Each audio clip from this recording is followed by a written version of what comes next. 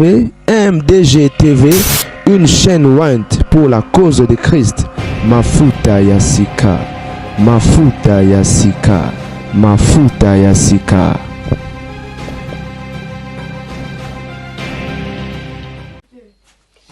Botabane oba bolingo zalinga mnela gardien du temple la mifaka na cadre actualité le lomo kolone yenga. Oto beta masolo ya basantu bafani nanda ko bakozela. Bana na kota video ya liboso. Ti siko basantu bakayenga baguti. Et les amis, juste un petit rappel. Vous avez besoin de publicité, vous avez besoin de promotion, vous avez un album, vous avez un miloulou, vous avez une campagne, vous avez une convention. Et tout ça, la publicité. Et venez, tout ça affiche, puis tu remets les solo, il y a Moussalo, il y a Likabo Nzama Pesio. Ne to beta qui est frère Nabiso Christian Olonga. Frère Christian Olonga a bêti 1 million de vies na 3 mois. Il y a album nae, Tolobeli album nae, Tolobeli Banzembo nae. Donc, les lots pendant que je vous parle, a bêti plus de 1 million de vies. Ajoutez la abonné belé pour nanini pour tout ça musala. Et soutenons-nous vivants. Donc, contactez Ngai, prix évangélique, car pour le coup, Nzambe. Et tout ça, Moussala. Apôtre Trésor P, album Naïza Nanzela, Banze Boza déjà na YouTube. Soro Betty, et Apôtre Trésor TV, na YouTube. Okomona Banzembo ya Apôtre Trésor.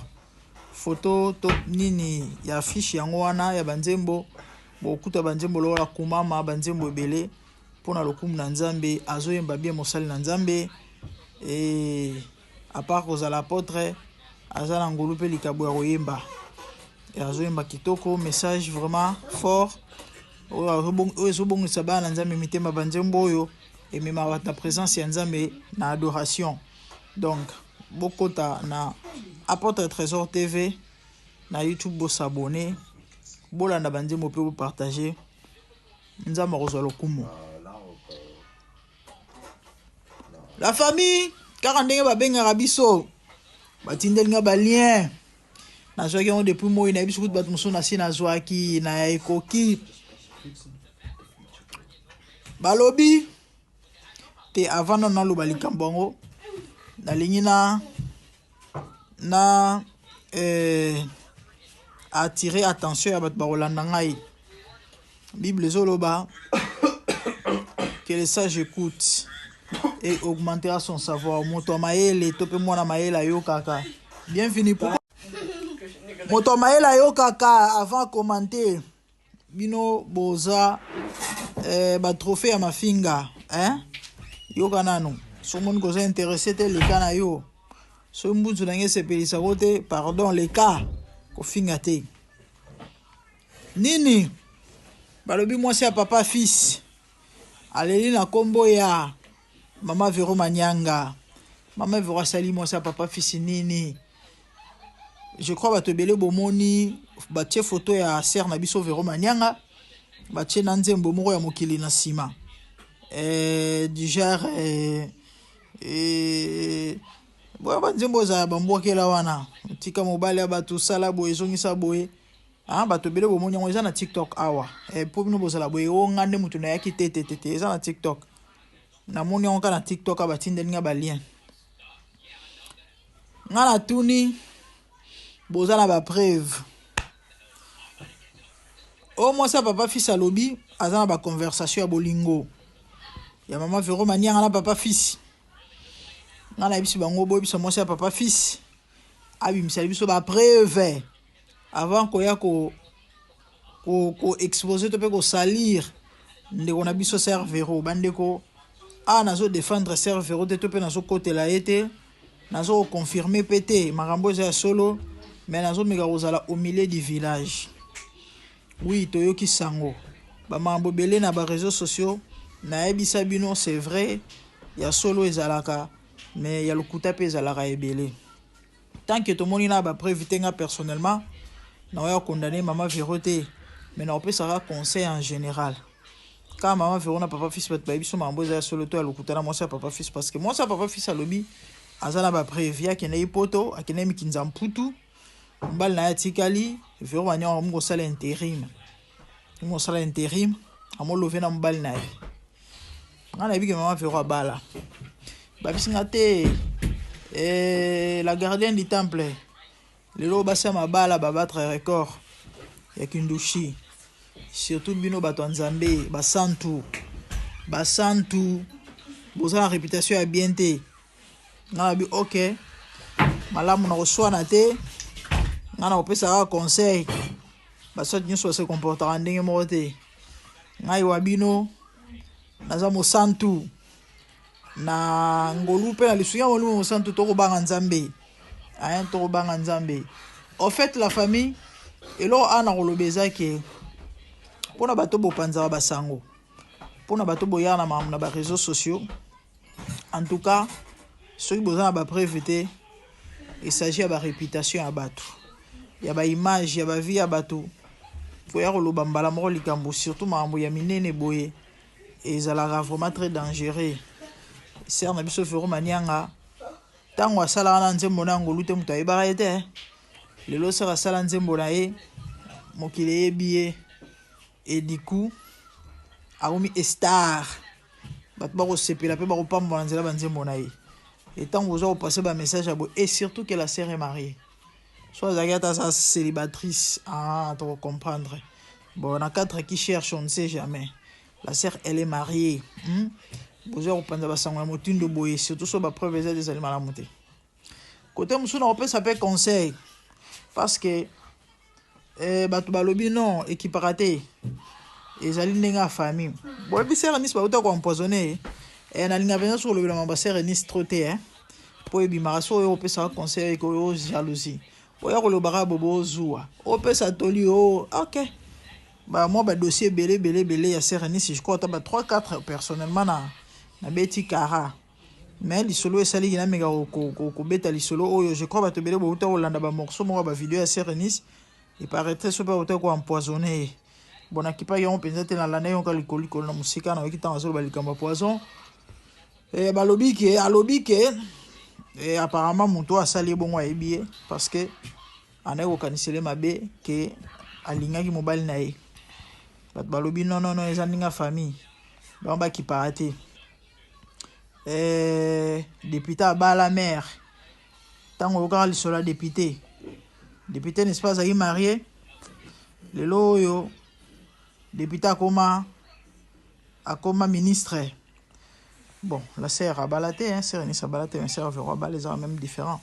Bon, bref, dans mon coussé, dans le baran a bandé coquet. So il va prévoir tangible. Bassan ouais boy la malam penzate. Et ils ont touché la personnalité à Batou. Et surtout Batou Nanzambe, Basantu. Oh, c'est une base à la banda qui ça. Bino boya ko humiliance basantu boyezali malamu te. Mais quelque part on peut ça concerne basantu nyonso. Ka ba concerné te topé ya sujet na olobela te. Na olobela basantu nyonso y compris nga na olobana bino. Bible zolo batos à la prudent. Tous à la souple et en même temps. Il y a des choses à éviter. Il y a des choses à ne pas faire. Car pour les gens, on bat la image. Réputation. Parce qu'il faut y baquer. Témoignage à moto. Et ça l'évangélisation. Bon, c'est vrai, hein. Coco, c'est la mambosa inévitable. Mais bien, ça verra au la vidéo. Ceux qui consciemment n'ont pas conscience. Tu reconnais que mambosa est le moisa lokuta. Tu n'as pas. C'est vrai que ça passe pour ça, moto. Mais c'est inévitable étant chrétien. La Bible dit, pour tous qui veulent vivre pieusement en Jésus-Christ, ils seront persécutés. Otio sont de ma voix aux chrétiens, bakoselo makambo. Tona bakoselo te bagi bakosela rayo. Surtout sur aux mutumo bengami na mambo minene tope na grandeur et ratakate, c'est biblique. Et ratarate. Mais yo rassure-toi car que obate la image na yo. Ya mwana nzambe. Rassure-toi car que na miso nzambe. Na sepe na prière mo David a sala lobi. et heureusement pour nanga nazala qui innocent des grands péchés. Donc zala innocent na mamba oloba et nzamba o justifier yo. Mais si vous êtes coupable et vous êtes compliqué parce que nzamba o défendre na yote et puis vous allez exposer. Donc je dirais na basantu bomi bate la bo éviter ba maramu misusu pona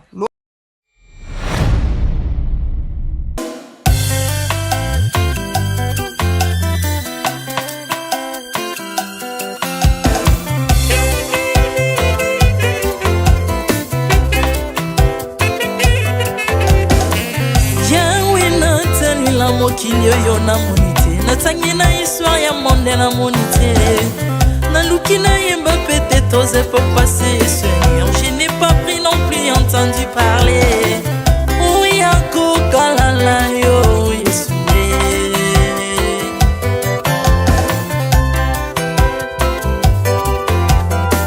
même na domaine ya sorcellerie nationale atana oyo ya international papa na yo kisangwa banzamba mokili yo mokota kufa se kwa lokola yo Yesue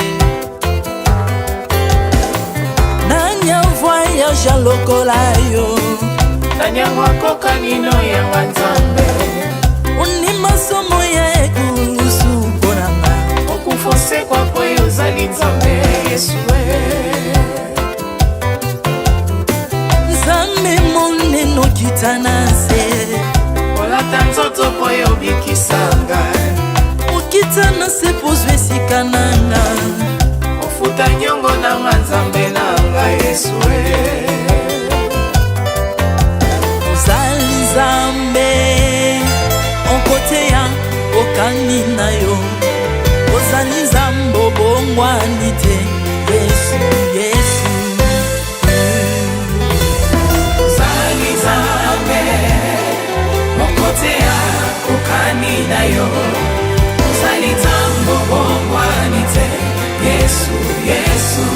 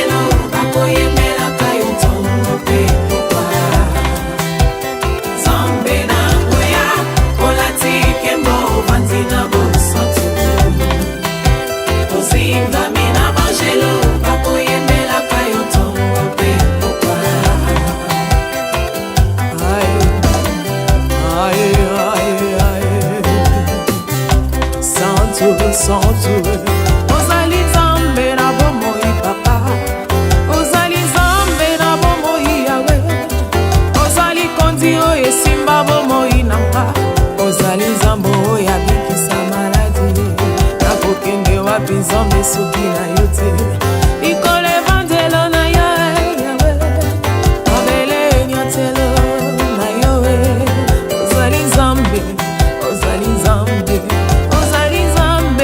mokote lokola yo nzambe na ngoya olatike mbo vandi na bosantu ozingami na bangelo bakoyemelaka yo ntongo mpe popa Ardemment tu m'as rendu intouchable ardemment tu m'as rendu invincible naliwana yo tokomine la santu lisekwa na yo tokomine balongi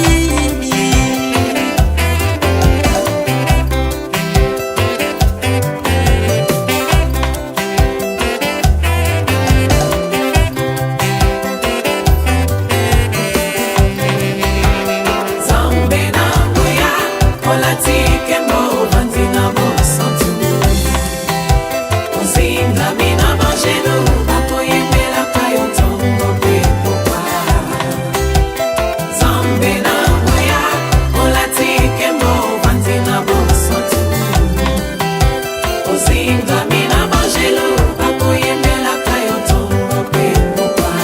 autrefois ngai nazalaki binzo ndokia kolianga lolenga lingi mais par son son se métamorphosé osimingo sambwe maladie na miso olengo bebi naza toxique grâce à lui.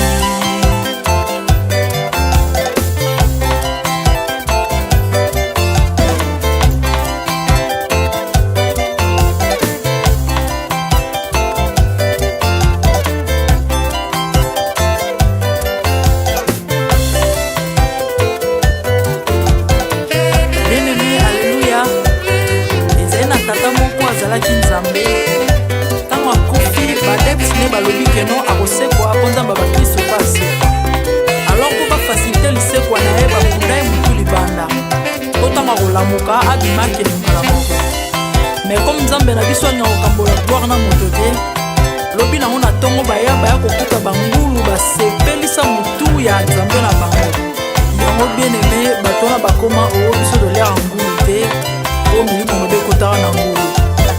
So bino boliaka ngulu te po milimo mabe ekota na ngulu bomelaka mai te po milimo mabe ekotaka na mai yango tokumbisa nzambe po akufa asekwa avandi na loboko ya tata mpona koanivasele mpona nga na yo